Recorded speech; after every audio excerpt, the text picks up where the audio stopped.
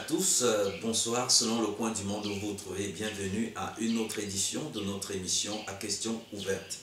À questions ouvertes, c'est cette tranche que nous avons mise sur pied sous votre demande pour essayer avec la grâce de Dieu ou mieux encore pour avec la grâce de Dieu apporter des réponses, des éclaircies sur les questions que vous vous posez sur la foi chrétienne.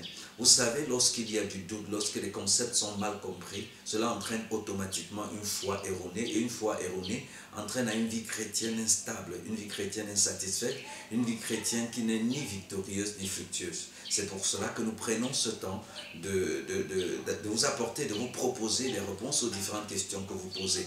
Et la question qui nous est posée et qui fait l'objet de l'émission de ce jour, c'est la question de savoir si un chrétien peut perdre son salut. Donc, un de ceux qui regardent cette émission, un de nos fidèles téléspectateurs, peut-être il faut dire comme ça, nous pose la question de savoir si un chrétien peut perdre son salut. Et c'est l'objet donc de notre vidéo de ce jour. Alors, est-ce qu'un chrétien peut perdre son salut?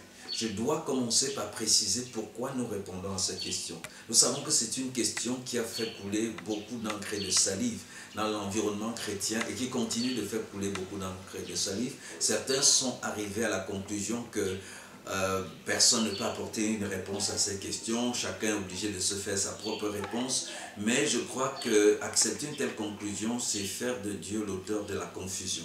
Je ne pense pas que Dieu, lorsqu'il parle, peut parler pour dire une chose et son contraire. C'est pourquoi, d'office, nous voulons donner notre réponse, la réponse que nous avons à cette question. Est-ce qu'un chrétien peut perdre son salut? Non. Et pourquoi est-ce que nous disons non? Nous allons, dans le cours de cette émission et dans les émissions à venir, proposer des réponses et des éléments à cette question. Notre but n'est pas de remporter un débat contre quiconque que ce soit. Notre but n'est pas d'être dans un camp et d'être en train de répondre à un autre camp. Notre but, c'est de répondre à un enfant de Dieu, un chrétien qui sincèrement veut être affermi dans sa foi, qui sincèrement a reçu Jésus, veut croître dans la connaissance du Seigneur, mais est confronté à des doutes dans son cœur, est confronté à des incertitudes dans sa marche et pose cette question pour connaître, pour être affermi, pour avancer, pour croître. Donc c'est à cette personne-là que nous parlons. Nous ne parlons pas pour faire un débat, nous parlons pour affermir la foi de ceux qui sont chrétiens. Alors, est-ce qu'un chrétien peut perdre son salut? J'aimerais que nous commencions par regarder au mot salut en soi. Le mot salut, c'est un mot très intéressant parce que c'est un mot inclusif. C'est un mot, vous savez, la Bible n'a pas été écrite en français ou en anglais, la Bible a été écrite en hébreu et en grec avec quelques traces d'araméen à l'intérieur. Donc, lorsque nous parlons de salut, nous sommes obligés de rentrer un peu dans l'étymologie hébraïque ou même grecque pour mieux comprendre le sens. Pour que nous ne donnions pas à ce mot ancien le sens d'aujourd'hui qui ne serait pas son sens réel. Donc le mot le sauver vient du grec soteria qui inclut, je vous ai dit ça, un mot inclusif. Donc soteria inclut l'idée de délivrance, de sécurité, de protection, de préservation, de guérison, de vitalité, de santé spirituelle. Vous voyez, tout ceci est inclus dans le mot salut. Aujourd'hui, on trouve des chrétiens qui reçoivent Christ, qui sont sauvés, mais qui cherchent qui va les délivrer, qui cherchent qui va faire ceci, qui cherchent qui va faire cela. Souvent, c'est parce que dès le départ, le salut tel qu'il vous a été présenté n'a pas été présenté dans son sens inclusif. Celui qui est sauvé est délivré, celui qui est sauvé est guéri, celui qui est sauvé est affranchi, celui qui est sauvé est élargi, enrichi, celui qui est sauvé est béni, celui qui est sauvé est en sécurité. Il n'est pas à la merci du diable, il n'est pas à la merci des démons ou de toutes sortes de choses qu'on cite aujourd'hui comme étant des problèmes pour le chrétien. Donc voilà de manière globale pour ce qui est du mot sauvé. Il faut prendre le sens global de ce mot en incluant tout ce qui se trouve à l'intérieur. Nous ne sommes pas en train de dire que le salut peut être la délivrance ou peut être la santé. Non, nous disons dans le mot salut, tout cela est déjà inclus. C'est un paquet qui contient tout. Maintenant, lorsqu'on parle du chrétien qui peut perdre son salut, nous devons aussi voir la provenance du salut. Lorsque nous regardons les Écritures, nous pouvons dire que le salut a été conçu et annoncé par Dieu le Père, par le Père. Le salut était conçu et annoncé par le Père. Nous pouvons lire dans Luc, chapitre 1, versets 68 à 70. Luc 1, 68-70, là il est dit, « Béni soit le Seigneur, le Dieu d'Israël, de ce qu'il a visité et racheté son peuple. Il nous a suscité un puissant sauveur dans la maison de David, son serviteur, comme il l'avait annoncé par la bouche de ses saints prophètes des temps anciens. » Donc le salut a été pensé, a été annoncé et a été donné par Dieu le Père. Mais le Fils intervient aussi. Ce salut qui a été pensé, qui a été annoncé, qui a été donné par Dieu le Père, a été accompli par le Fils ou par Dieu le Fils. Dans Jean chapitre 19, verset 30, nous savons, nous connaissons ce célèbre verset. Quand Jésus eut pris le vinaigre, il dit, tout est accompli, et baissant la tête, il y rendit l'âme. Jésus a accompli le salut qui avait été pensé, annoncé et qui est donné par le Père. Jésus lui-même étant donc ce don du salut du Père à l'homme. Ce même salut pensé, annoncé et donné par le Père, accompli par le Fils, est réalisé dans notre vie par le Saint-Esprit. Dans Tite chapitre 3 au verset 5, voici ce que nous lisons.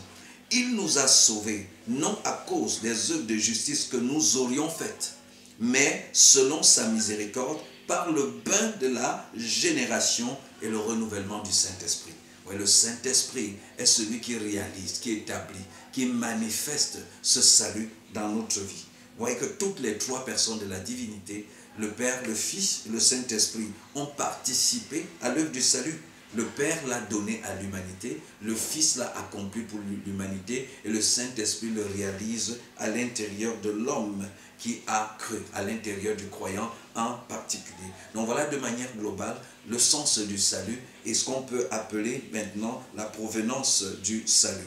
Maintenant, j'aimerais pouvoir revenir particulièrement à ces trois personnes. Ces trois personnes pour pouvoir ressortir effectivement comment le salut a opéré au travers de ces trois personnes. Beaucoup de ceux qui pensent qu'on peut perdre son salut pensent que cela va arriver à cause du péché, ou alors ce sont des personnes qui ont pris certains versets qui semblent dire qu'on peut perdre son salut. Je dis semble parce que nous aurons le temps, la possibilité dans les émissions à venir par la grâce de Dieu de pouvoir prendre ces versets et de pouvoir donner une interprétation selon le contexte. Donc beaucoup qui pensent qu'on peut perdre leur salut, soit c'est parce qu'ils pensent que si un chrétien pêche et continue de pécher, il va finir par se perdre bien qu'il a été sauvé. Et ceux qui pensent ainsi remettent en cause de manière directe une vérité biblique que nous lisons dans Romains chapitre 5 au verset 20. Là, il est dit, là où le péché s'est amplifié, la grâce a surabondé. Si le péché pouvait perdre l'homme, alors c'est que la grâce n'aurait donc pas surabondé. Si le péché peut perdre l'homme, ça veut dire que ce verset est faux. Il dit que là où le péché a abondé, la grâce a surabondé. Donc, quelle que soit l'abondance du péché, il y a la grâce encore plus abondante que la quantité, que la diversité, que la richesse du péché qui est là. Donc, le péché ne peut pas vraiment être la raison pour laquelle l'homme est perdu. Je m'abstiens de citer que l'œuvre accomplie de Christ à la croix règle le péché. D'ailleurs, nous allons en parler. Donc, il y a ceux qui pensent que le péché, mais nous voyons le péché ne peut pas être la raison de la perte du salut d'un chrétien. Il y a ceux qui prennent des versets, il y a pas mal de versets qui sont cités, et je dis hors contexte, ou qui sont mal interprétés pour induire l'idée selon laquelle on peut perdre le péché. Ceci a très souvent à voir avec une mauvaise approche qu'on a de la parole de Dieu. Vous voyez, beaucoup ont des idées déjà conçues et ils vont dans la parole de Dieu pour essayer de démontrer que ces idées sont correctes. Et là, ce n'est pas une bonne approche de la Bible. Il faut laisser la Bible elle-même s'exprimer de manière objectif, de manière claire sur ce qu'elle est en train de dire. Et c'est ce que nous allons faire lorsque nous allons prendre ces versets. Mais pour aujourd'hui, je vais prendre 3 points importants qui nous permettent de réaliser que le chrétien ne peut pas perdre son salut. Premier point, le chrétien ne peut pas perdre son salut à cause de la toute suffisance du sacrifice de Christ. Le sacrifice de Christ à la croix a été totalement suffisant. Et je nous invite à lire dans Hébreux chapitre 10 au verset 14. Hébreux chapitre 10 verset 14. La plupart des gens ont la Bible Louis II, donc je vais lire plutôt dans cette autre traduction de la Bible, la transcription dynamique de la Bible, pour nous permettre d'avoir justement un sens plus large de ce que ce verset est en train de dire. Donc c'est Hébreux chapitre 10, verset 14. Là, il est écrit, « C'est par une offrande unique qu'il a donc conduit au but, pour toujours ceux qui se sont laissés purifier du péché par lui. » D'ailleurs, le Saint-Esprit lui-même confirme cette vérité par son témoignage. Alors ça c'est Hébreux chapitre 10 verset 14. En 8 secondes c'est peut-être encore plus simple. Là il est dit, car par une seule offrande il a rendu parfait à perpétuité ceux qui sont sanctifiés. Par une seule offrande, Christ a rendu parfait. Non seulement rendu parfait, mais à perpétuité, c'est-à-dire pour toujours ceux qui sont sanctifiés. Donc tous les péchés des croyants ont été effacés par la vertu du sang du Christ mort, ressuscité et monté au ciel, où il est toujours vivant pour intercéder en faveur du croyant.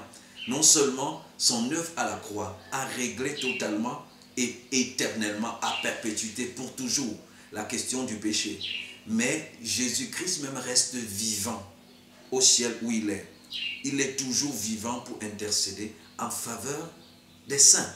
Nous lisons cela dans Hébreux chapitre 7, verset 25. Hébreux chapitre 7, verset 25. Je vais lire également dans cette traduction. Hébreux chapitre 7, verset 25. Qu'est-ce que ça dit? Voilà pourquoi il est toujours en mesure de sauver parfaitement et à jamais ceux qui s'approchent de Dieu par son intermédiaire, parce qu'il vit éternellement et il peut toujours intervenir en leur faveur auprès de Dieu. Vous voyez, Christ peut toujours intervenir. Donc, l'œuvre de Christ à la croix est suffisante. Hébreux 10, 14 nous le dit, par son offrande, par son sacrifice, il a rendu parfait éternellement.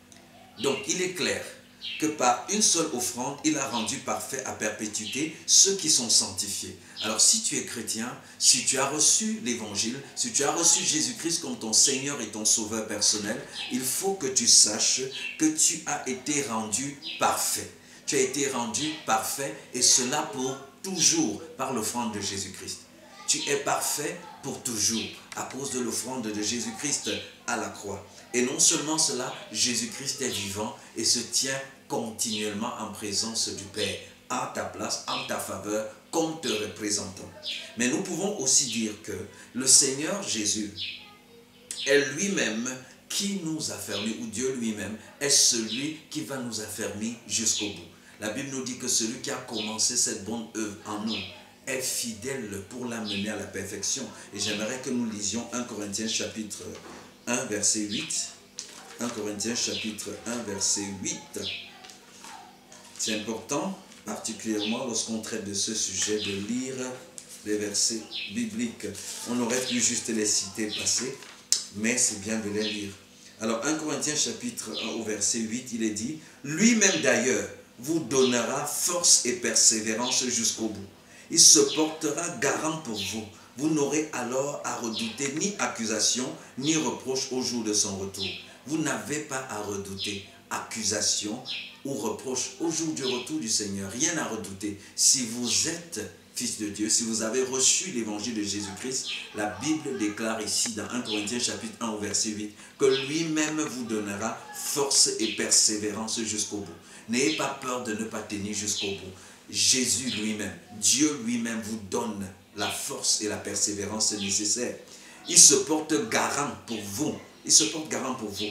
Vous n'avez donc pas à redouter ni accusation ni reproche au jour du Seigneur. Est-ce qu'on peut être plus clair que ceci pour expliquer que ce salut que Dieu a pensé, que Dieu a donné et qui a été accompli par Jésus-Christ et qui est réalisé en nous par le Saint-Esprit est aussi entretenu, est aussi gardé en nous par Dieu lui-même. Celui qui donne la force et la persévérance jusqu'au bout, c'est lui qui se tient pour nous. Et nous n'avons à redouter ni accusation, ni reproche au jour du Seigneur. Donc l'œuvre là a été ainsi accomplie. Mais une deuxième chose, la deuxième chose que je voudrais évoquer ici, pour clarifier, expliquer pourquoi le chrétien ne peut pas perdre son salut, c'est le sceau du Saint-Esprit. Après l'œuvre du Fils, il y a le sceau du Saint-Esprit. Dans Éphésiens chapitre 1, versets 13 à 14, il est dit ceci. Vous avez cru et vous avez été scellés du Saint-Esprit, le gage de votre héritage, en vue de la rédemption de ce que Dieu s'est acquis pour célébrer sa gloire. Vous avez cru et vous avez été scellés du Saint-Esprit. Donc vous avez cru. Je parle, je l'ai dit dès le départ, à celui-là qui a cru. Vous avez cru. Maintenant le verset dit, vous avez été scellés. Avez été, c'est le passé composé. pour le peu de français que j'ai appris, il est dit que le passé composé décrit une action qui a commencé et s'est achevée dans le passé avec des avantages dans le présent. Donc lorsque la Bible dit vous avez été scellés par le Saint-Esprit, ce n'est pas vous serez scellés, c'est déjà accompli. Ça a été initié et achevé dans le passé. Quand vous avez cru, vous avez été scellés par le Saint-Esprit en vue du jour de la rédemption. Vous avez été marqués du sceau, vous avez été cachetés par le Saint-Esprit. Alors j'aimerais ici dire quelque chose sur cette expression, avoir été scellé par le Saint-Esprit. C'est une expression qui s'inspire d'un contexte historique intéressant. Vous savez, à l'époque, quand un esclave, on vendait, à l'époque où on vendait les esclaves, notamment dans le contexte romain, le contexte grec, ce qui se passait, c'est que lorsqu'un esclave était vendu, il était chez son maître, et il vivait chez son maître, et il appartenait à son maître, et il servait son maître comme esclave. Mais après un certain temps, ce maître devait libérer cet esclave. La loi de l'époque prévoyait ainsi. Après un certain temps, cet esclave était affranchi, il pouvait être libre. Et quand le temps de le libérer arrivait, son maître le libérait. Mais lorsque le maître libérait cet esclave, il arrivait que l'esclave estime que son maître a été particulièrement bon avec lui, qu'il aimerait continuer de servir ce maître. Alors ce qu'il fait, c'est qu'il vient à son maître et il dit qu'il veut se mettre à perpétuité au service de ce maître, qui veut être la propriété de ce maître pour toujours. Et en ce moment-là, ce maître mettait un sceau qui était considéré comme un sceau de propriété éternelle. Un sceau de propriété éternelle sur ce disciple. Parfois, c'était du fer en forme du cachet de ce maître qu'on chauffait et on imprimait directement dans la peau de l'esclave.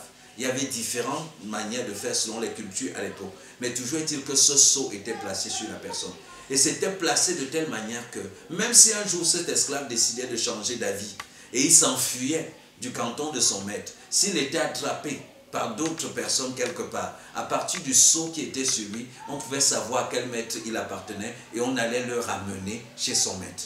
Donc lorsque la Bible nous parle d'avoir été scellé par le Saint-Esprit pour le jour de la rédemption, la Bible est en train de parler ici du fait que lorsque nous nous sommes volontairement de nos seigneurs ayant reçu l'évangile de Jésus-Christ, qui est un choix volontaire, lorsque nous l'avons fait, nous sommes comme cet esclave qui a volontairement choisi de devenir la propriété éternelle de son maître. Dès que vous faites ce choix, il y a un sceau éternel qui est placé sur vous pour que vous n'apparteniez plus jamais à un autre maître. Pour que ce maître qui ici est Dieu, qui ici est le Père, que vous soyez sa propriété pour toujours. Et même si vous décidiez un jour de vous éloigner et de vous en aller, même si c'est le diable qui vous attrape, permettez-moi de dire ça ainsi, il va vous ramener chez votre maître parce qu'il y a un sceau qui indique pour tout le monde, pour le ciel, pour la terre, pour le diable, pour l'enfer, que vous êtes la propriété de Dieu.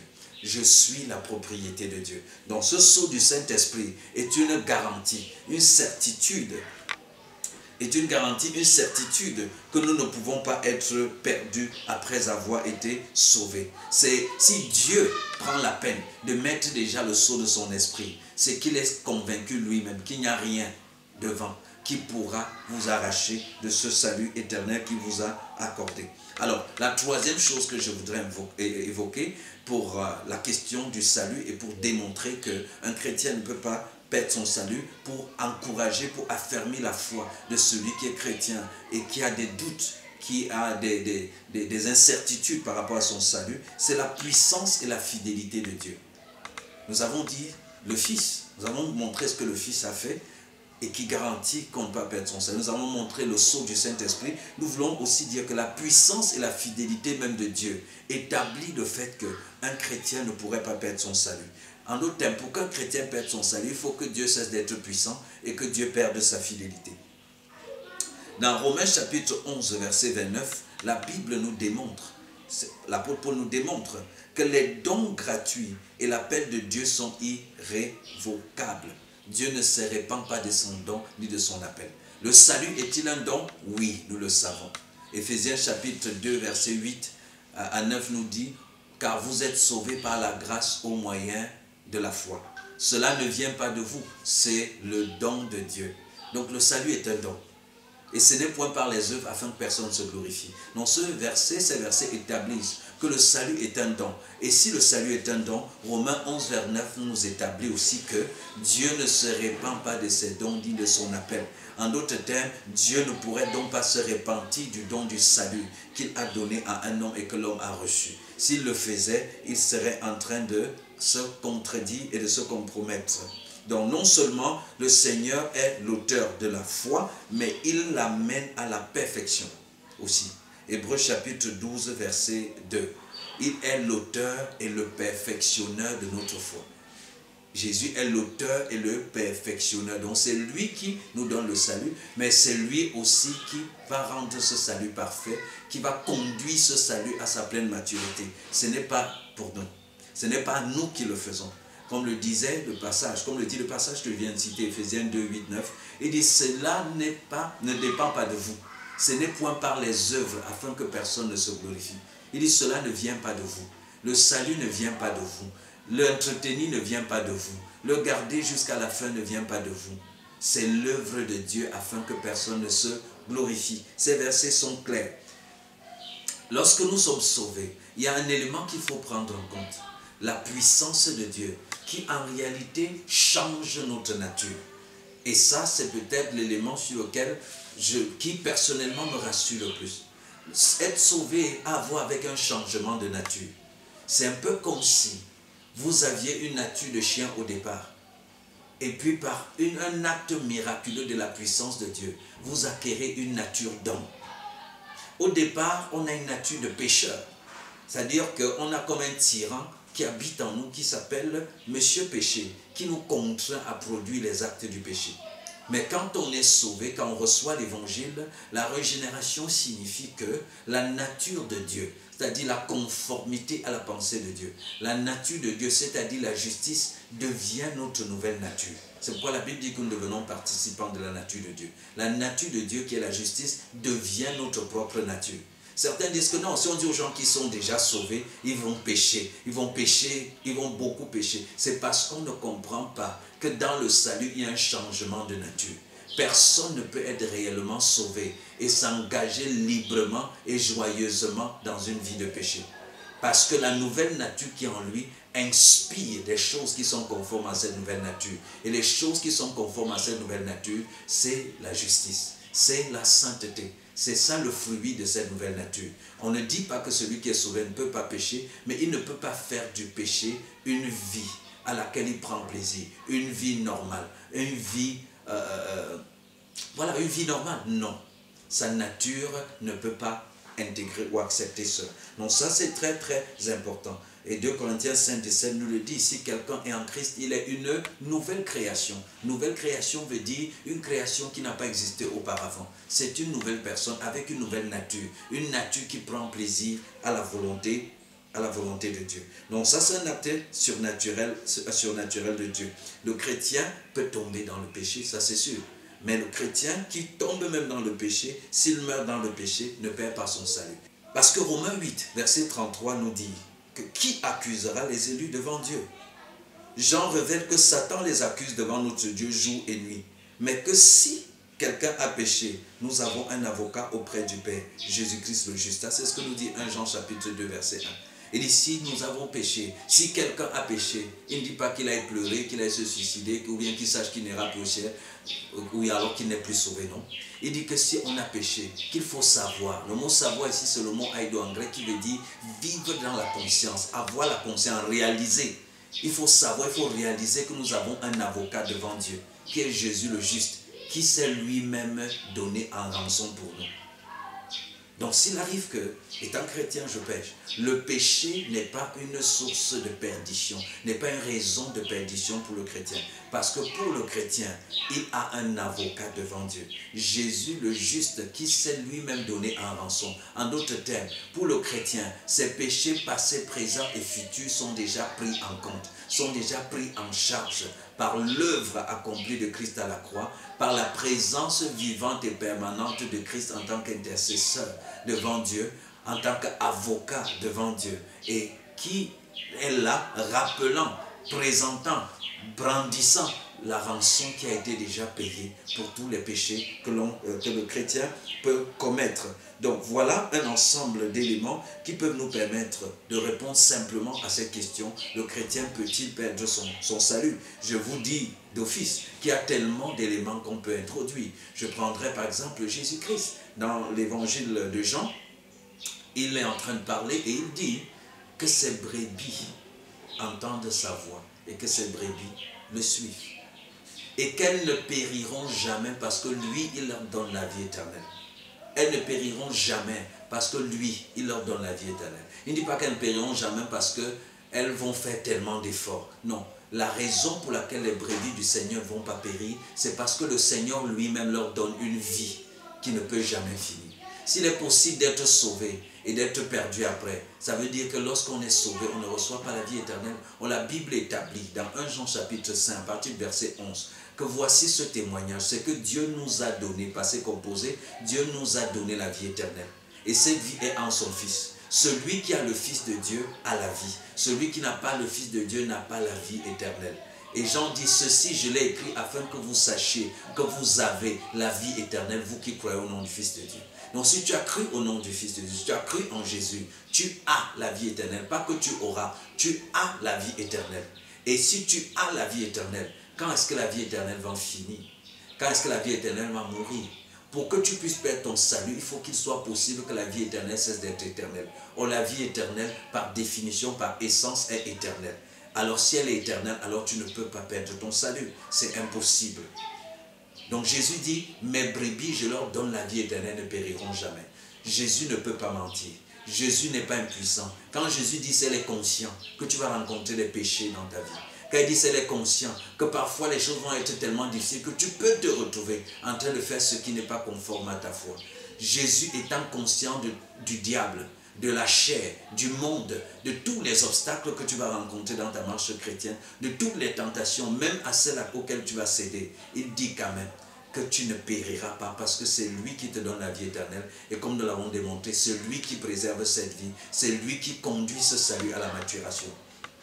J'aimerais davantage encourager quelqu'un, affermir quelqu'un dans sa foi. Dans Jean chapitre 5 au verset 24, Jésus dit, parlant toujours de la vie éternelle, il dit, celui qui écoute ma parole et qui croit en celui qui m'a envoyé a la vie éternelle et ne vient point en jugement. Il est déjà passé de la mort à la vie.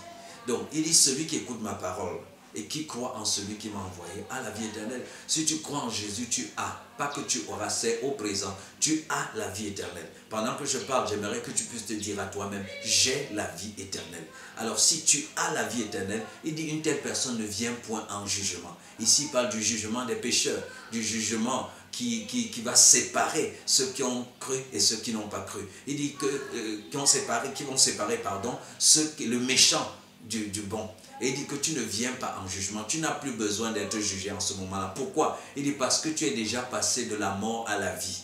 Parce que tu es déjà assis ensemble avec Christ dans les lieux célestes. Parce que tu vis et règnes déjà avec Jésus-Christ. Tu n'as plus de ceux-là qui vont passer par ce genre de jugement. Il y a tellement de choses qu'on pourrait ajouter pour t'aider à être rassuré du salut que tu as reçu. À savoir que ce salut est totalement, entièrement et éternellement préservé en Jésus-Christ. Alors ne continue pas plus de vivre ta vie chrétienne en te disant, ah, je pourrais perdre mon salut, ah, si je fais X ou Y, je pourrais et je pourrais et je pourrais. Non. Ceux qui ne sont pas sûrs que leur salut est éternel sont des chrétiens généralement craintifs, hésitants, qui ont peur de X, peur de Y. Les temps qu'ils devraient investir pour accomplir les bonnes œuvres que Dieu a préparées d'avance, ils investissent ce temps à pleurer sur X, à pleurer sur tel péché, à avoir peur. C'est des chrétiens qui manquent d'assurance, qui manquent d'audace dans la vie. C'est des chrétiens qui ne s'affirment pas réellement en tant que tels parce qu'ils vivent toujours dans une sorte d'autocondamnation, dans une sorte de peur. C'est des chrétiens qui manquent d'initiative. Mais lorsque vous savez que votre salut est sûr, lorsque vous savez que vous avez la vie éternelle, lorsque vous savez que vous ne vous perdrez plus jamais, lorsque vous savez, comme dit l'apôtre Paul, que j'ai l'assurance que ni la vie, ni la mort, ni les choses présentes, ni les choses à venir, ni les anges, ni les dominations, ni aucune autre créature ne pourrait nous séparer de l'amour de Dieu manifestant en Jésus-Christ. Là, je cite Romains chapitre 8, à partir du verset 37 jusqu'au verset 39. Quand nous savons cela, quand Paul le dit avec une telle assurance, que nous savons que rien ne peut nous séparer de l'amour de Dieu manifesté en Jésus-Christ. Je veux dire à un chrétien, tu dois donc être en paix, tu dois être rassuré, tu dois marcher et vivre avec assurance. Ton salut est éternel, ton salut est garanti, ton salut est totalement sécurisé en Jésus. Maintenant, je le disais, nous sommes conscients qu'il y a un ensemble d'objections qu'on soulève souvent et que vous avez peut-être eu à suivre concernant ce sujet. Nous savons qu'il y a des passages bibliques qui souvent semblent prêter à confusion. Nous allons revenir dans d'autres émissions pour pouvoir aborder ces différentes questions, pour aborder ces objections, toujours dans le but de te communiquer une assurance, toujours dans le but que ta foi soit pleinement affermie et établie dans le Seigneur Jésus-Christ. Voilà ce que nous voulions nous proposer aujourd'hui en ce qui concerne la question qui a été posée, est-ce qu'un chrétien peut perdre son salut? Nous restons bien évidemment ouverts. Vous pouvez continuer de poser des questions. Je sais qu'il y a d'autres questions qui vont être soulevées autour de celle-ci. J'attends ces questions. Nous allons les aborder point par point. Je le précise encore, pas dans le but d'argumenter ou de gagner un argument, mais dans le but de vous communiquer des vérités pour affermir votre foi et vous aider à marcher avec assurance dans votre vie et vivre une vie chrétienne victorieuse et fructueuse comme le Seigneur le désire pour vous. Merci de rester connecté sur nos différentes pages Facebook de l'ACADEF, de l'Académie des Vainqueurs, sur la page Dr François Tidjé. Il y a beaucoup à découvrir. Il y a la page No More Single. Il y a bien d'autres pages que vous pouvez explorer et continuer d'apprendre le Seigneur Jésus-Christ, sa personne seule et son œuvre seulement. Sur ce, je vous donne rendez-vous jeudi prochain à la même heure pour une autre édition de À Questions Ouvertes. Merci.